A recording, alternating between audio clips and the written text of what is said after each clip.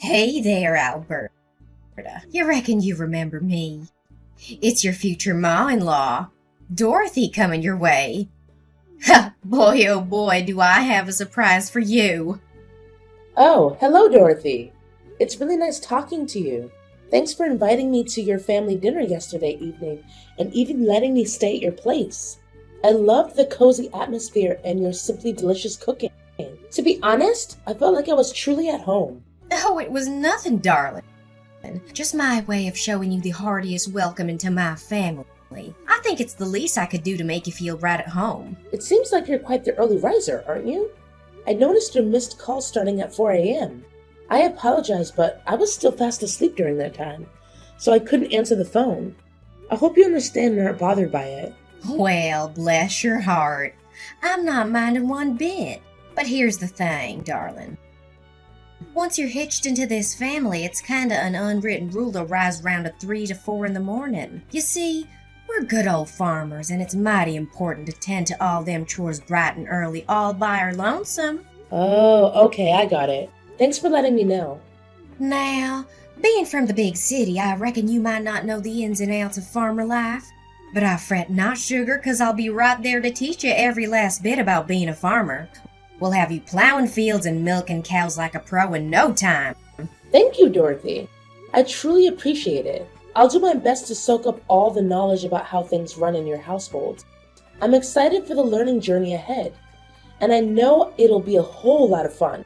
Your guidance means the world to me. You know what, Alberta? Sometimes them city folks can be downright clueless and ignorant. They go round acting all high and mighty, looking down on us hard-working farmers like what we do don't mean a lick to society. Can you believe it? They act like meat just sprouts up on trees or something. It sure makes my blood boil, and I gotta admit, sometimes I feel like giving their filthy mouths a good old slap. No offense, darling, but it sure gets under my skin. Oh, I understand, Dorothy.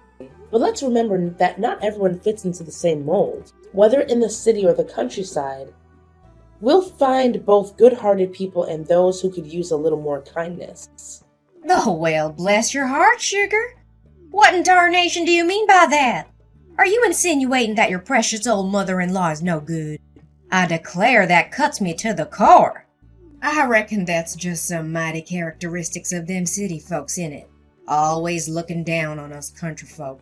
Oh no, Dorothy. You've completely misunderstood me. I never said a word about you being a bad person. Please don't take it that way. Well, darling, it's all good and dandy. I understand that change don't come easy, especially for folks who've been brought up to disdain us hard-working farmers. I reckon your folks might have filled your noggin with a heap of hogwash and misconceptions about us, trying to make you despise us. But let me tell you, sweetheart, none of that hogwash holds a lick of truth. If we want to have a harmonious relationship, you gotta let go of them silly prejudices your parents planted in your mind about us country folk. I apologize, but you've got it all wrong.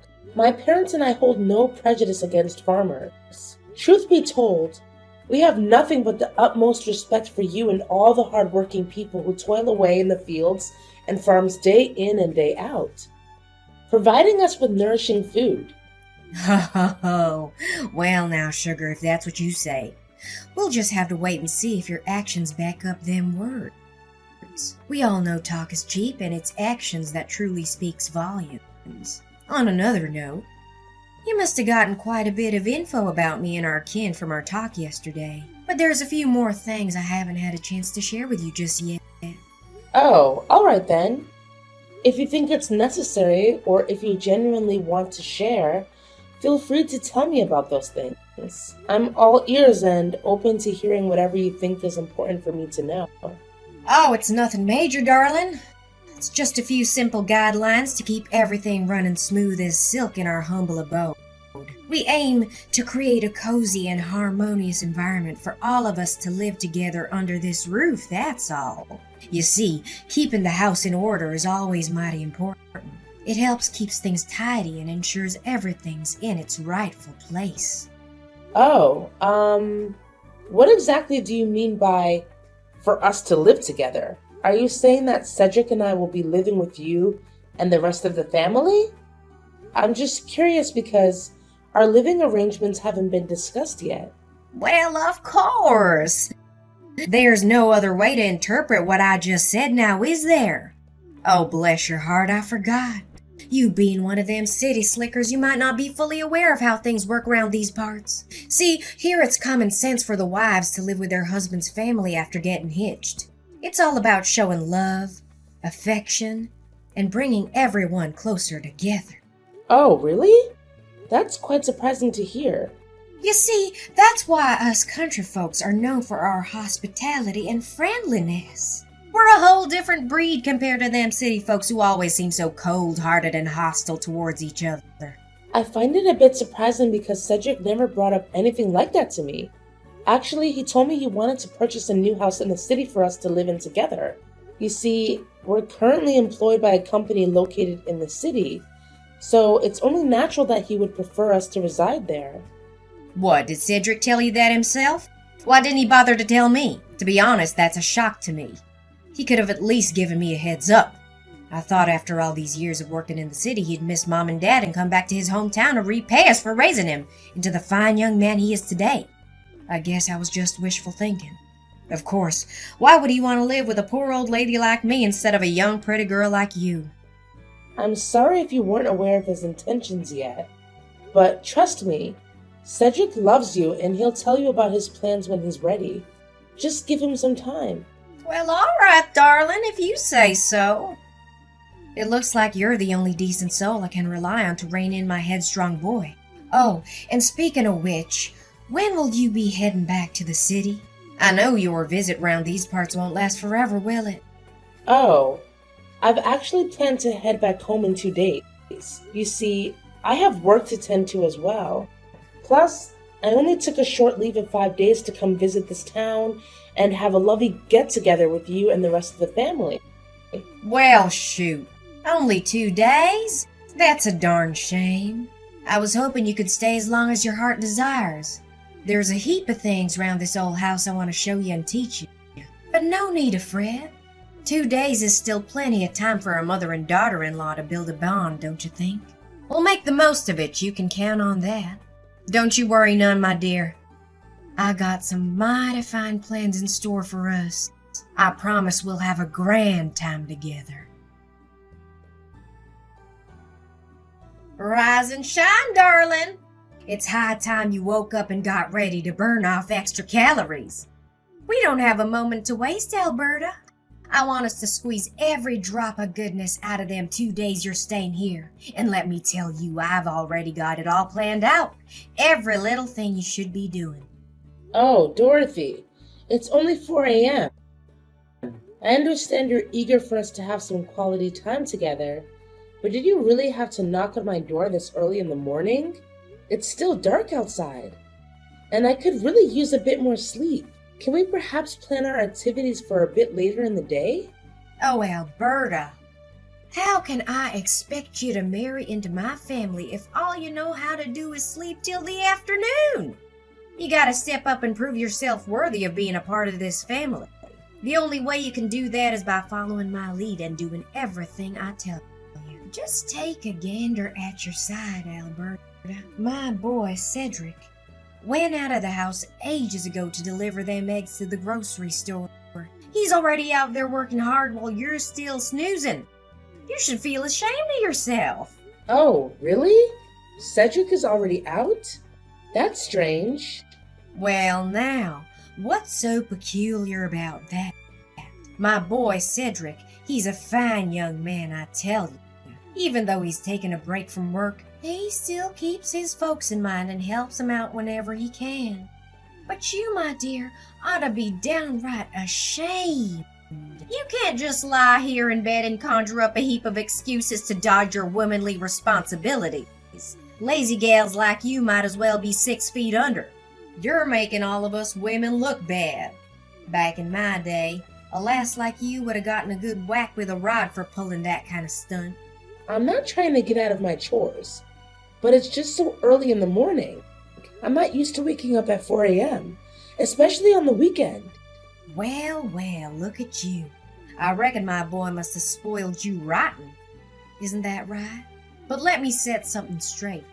This ain't your house, so don't go thinking you're gonna be treated like some princess round here. Now listen up and listen well. I'm only giving you one more minute to get yourself up and ready. We got a whole day stretching out ahead of us, with a list of chores as long as a country mile. So chop chop now. Time's a wasting. All right. I'm already up, so you don't need to keep knocking on the door. Have you finished all them morning chores I gave you, darling?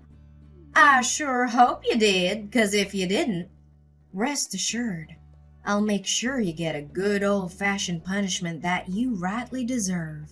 Honestly, Dorothy, how can you expect me to complete every single task on your never-ending list in just a few measly hours? And to top it off, you didn't even bother showing me how to do them. Now hold your horses there. No need to be a drama queen. Is this how them city slickers always act? Complaining at the first sight of a little challenge? If you're gonna keep acting like a soggy noodle soup, then I reckon you're not the right match for my son, darling. Perhaps a drama queen like yourself ought to find someone who's just as skilled at stirring up a fuss over nothing. Face the facts. You just don't fit in with our family. It's high time you admitted it. Your words don't make any sense. Instead of pointing fingers at me, why don't you take a good hard look at the mile-long list of chores you handed me? Feeding livestock, mending fences, planting corn, scrubbing the hog lot and chicken house, and even taking showers for the pigs. The list goes on and on. Can you blame me for feeling overwhelmed? Well. Just a friendly reminder for you, darling. We ain't gonna be using no fancy corn planter contraption. Nope. You'll be planting them corns by hand. Every last one of them. We gotta cover that whole field with them seeds, you hear? Now it'll be a mighty fine exercise for lazy gals like yourself. No rush. Take your sweet time, but make sure that the work gets done by the end of today.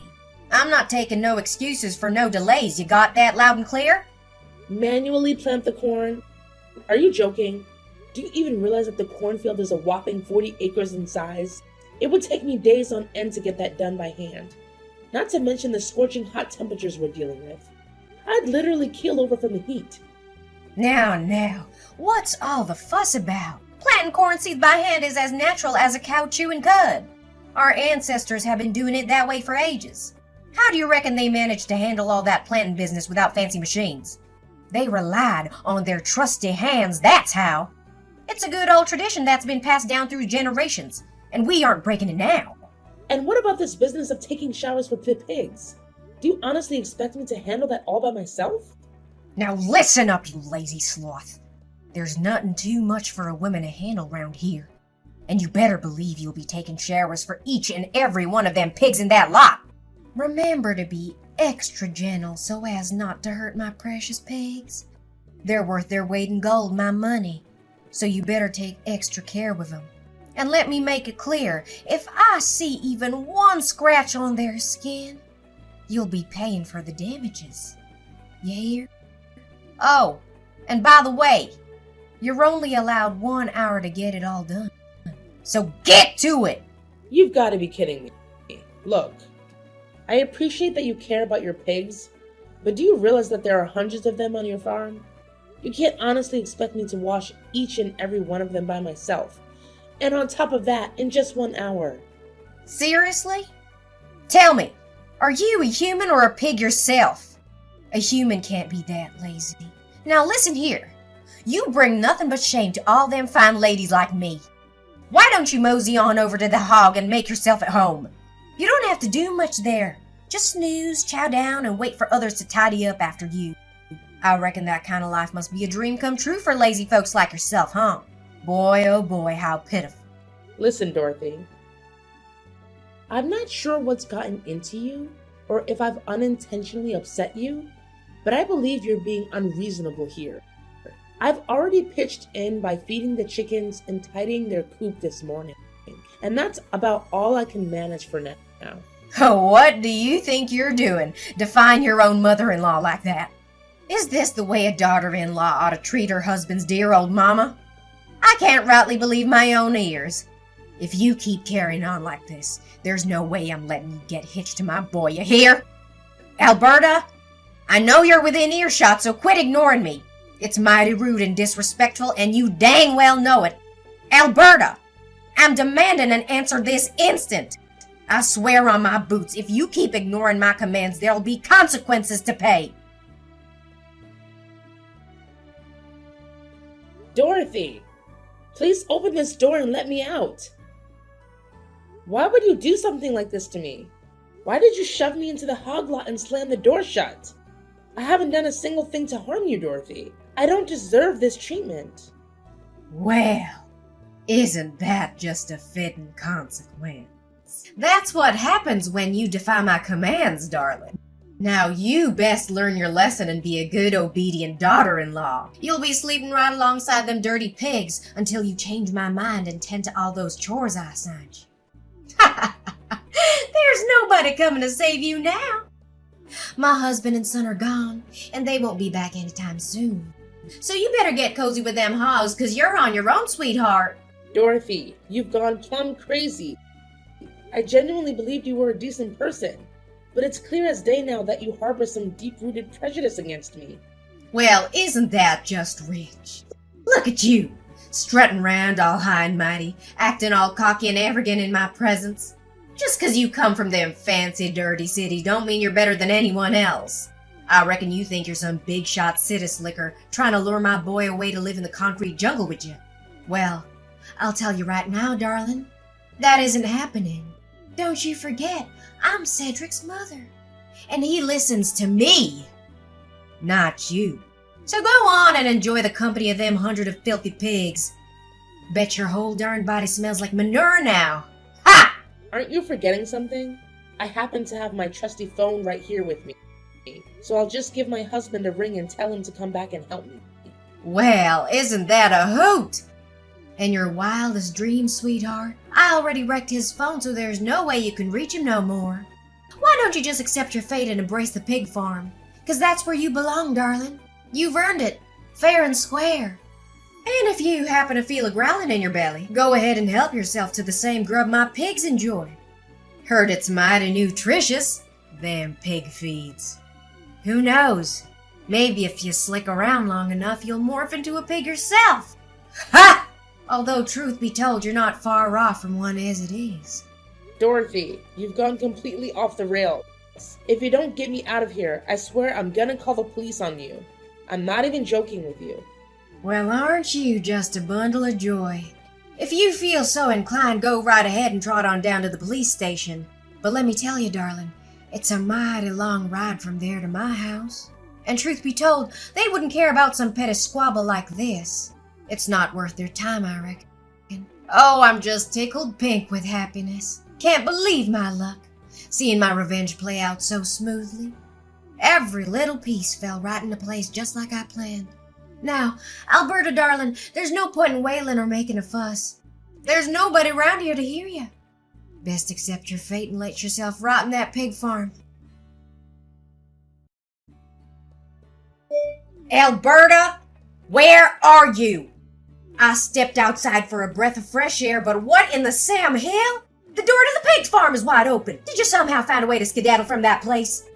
How dare you, I say? Oh, well, would you look at that? Your dear husband and son made their way back home. And guess what? They lent me a hand and got me out of that pig farm. What? My husband and son came home? How could they? That's impossible. They spilled the beans to me. You convinced them to haul those eggs clear to some distant grocery store, and then you went and tampered with their car so they couldn't make it back. You deliberately loosened the oil nut, knowing it would wreak havoc on the engine after a while on the road. Do you even grasp the magnitude of the peril you put your own husband and son in? Luckily, they managed to reach out to a kind-hearted friend nearby who gave them a lift back home. What? I can't believe this. My plan went all to hell and back. This is just unacceptable. Everything was so perfectly planned and well thought out. How could it go wrong like that? I'm plumb flabbergasted. You've got some serious issues, Dorothy. What on earth possessed you to concoct such a twisted scheme? Is it because you harbor some hatred towards me and wanted to seek vengeance? Honestly, I haven't even done anything to you to deserve this. You hit the nail on the head. It's true, I can't stand you. I despise the fact that you hail from them big cities. Can't stand that high and mighty cocksure attitude you dish out when you talk to others. I also can't stand the fact that you roped my boy into moving to the city and shacking up with you for good. Honestly, you make my stomach turn. There isn't a single thing about you that stirs up any sympathy in me. That's downright absurd. It's not true at all what you're saying. I'm not done talking. All you're good for is whispering poisonous words in my son's ear about me, trying to turn him against his own kin. In other words, you engineered the whole thing, plotting and scheming to tear my family apart. You're the root cause of why my boy chose to abandon his family. Why on earth are you making such generalizations about people from big cities? I've never behaved in a cocky or arrogant manner, and your accusations are completely unfounded. And besides, I had nothing to do with Cedric's decision to move to the city. He's a grown man, and he can make his own decisions. In fact, he told me that he hates it when you try to dictate his life. Wait, what? Cedric can't stand me. No way. Does this mean I lost this battle? No! I flat out refuse to reckon with this reality. You best believe you need to send my boy back to me, you hear? I found him a new flawless bride who lives right around these parts, near my house and my farm. If Cedric ties the knot with that gal, he'll be settling down right here with me for good and help me with the farm work. Stop daydreaming, Dorothy. Oh, and by the way, your husband told me that what you did to him is unforgivable. That's why he decided to leave you for good. You'll be receiving divorce papers from him soon. Hold on there just a cotton-picking minute. Divorce papers? Are you plumb loco? Why in the world would my own husband want to divorce me of all things? You heard me crystal clear. And as you might expect, Cedric didn't keep it a secret either. He made it known to me that he intends to take legal action against you. Tampering with someone's vehicle and causing damage to the engine is a grave offense, and the consequences are severe. You'll find yourself behind bars for committing such a crime. What on earth are you yammering about? Prison? Are you pulling my leg right now? I haven't done anything wrong. I simply loosened the oil nut in their car just a smidge. It wasn't nothing too severe now, was it? I just wanted to keep them from making it back home. I reckon this matter ain't something that needs to be dragged out into court. It's not all that serious if you ask me. You're terribly wrong, Dorothy. As I mentioned before, tampering with someone's car is a grave offense. And mark my words, you'll face the consequences fitting for such a crime. Rest assured, the punishment won't be anything light. It will be substantial and just. No way! You're totally trying to scare me with your bluff. I'm not falling for your lame trap. Not in a million years. Seriously, it makes zero sense that my son and husband would ever throw me behind bars. They'd have to be absolute monsters to even think about doing something like that. Nah, Dorothy. They ain't the monsters here. You're the one wearing that title. You put your own husband and son in serious danger all because you wanted revenge on me. Listen, I'm not gonna waste any more of my precious time talking with you. It's your turn now to deal with all the mess you've caused. Just remember, Cedric and I are hitting the road real soon, and we ain't ever coming back. Oh, you can hide in the pig farm if you want, haha. No! This is just too much. Alberta, I'm begging you. Talk some sense into my husband and son. They can't just ditch me like this. We're family, for crying out loud. This isn't how family should treat each other, no way. Look, I'm sorry, all right? I messed up, I admit it. So please cut me some slack this time. I promise I'll support your wedding with Cedric. You've got my blessings. I really don't want to end up in prison. That place isn't for me. It's for real criminals, and I'm definitely not one of them. Why didn't you think it through before committing that terrible crime? It's already way past time for apology now. You've made your bed, now lie in it. No one's gonna swoop in and save you from facing the music anymore. It's time to own up to the consequences. Dorothy's husband Chris took a stand and reported her despicable actions to the police. Eventually, she was found guilty as charged and sentenced to prison. Shortly after, Chris and Dorothy decided to get divorced. It turned out that Chris had been enduring Dorothy's overbearing behavior for a significant amount of time, and her actions that endangered him and their son were the breaking point. During the trial, Dorothy lost control. She unleashed a barrage of insults at me and made threats, swearing that she would seek revenge on me and my family once she was released from jail. To ensure the safety of my loved ones, I had no choice but to request a restraining order against Dorothy. On a brighter note, Cedric and I finally tied the knot and had the wedding we had always dreamed of. Everything went smoothly, just as we had envisioned. We even invited Chris to join us in celebrating our special day. Our determination lies in leaving the past behind and embracing a better future ahead.